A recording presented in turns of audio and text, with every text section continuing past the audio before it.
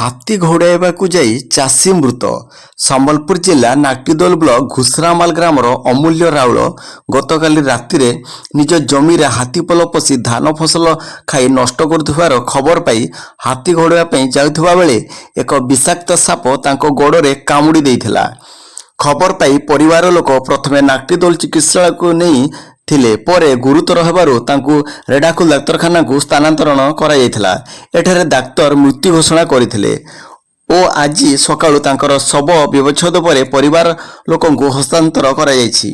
ଏଠାରେ ପ୍ରକାଶ ଥାଉ କି ରେଢ଼ାଖୋଲ ବନାଞ୍ଚଳରେ ବହୁତ ବଣୁଆ ହାତୀ ଏହି ସମୟରେ ଜଙ୍ଗଲରୁ ଚାଲି ଆସି ପ୍ରତିବର୍ଷ ଧାନ ଫସଲ ଖାଇବା ସହ ଫସଲ ନଷ୍ଟ କରିଦିଅନ୍ତି। ହାତୀ ମଣିଷ ଲଢ଼େଇରେ କେତେବେଳେ ହାତୀର ଜୀବନ ଯାଏ ତ କେତେବେଳେ ମଣିଷର। ଏଣୁ ବନ ବିଭାଗ ପକ୍ଷରୁ ବଣୁଆ ହାତୀକୁ ଘଉଡ଼ାଇବା ପାଇଁ ଅଞ୍ଚଳବାସୀ ଦାବି କରିଛନ୍ତି।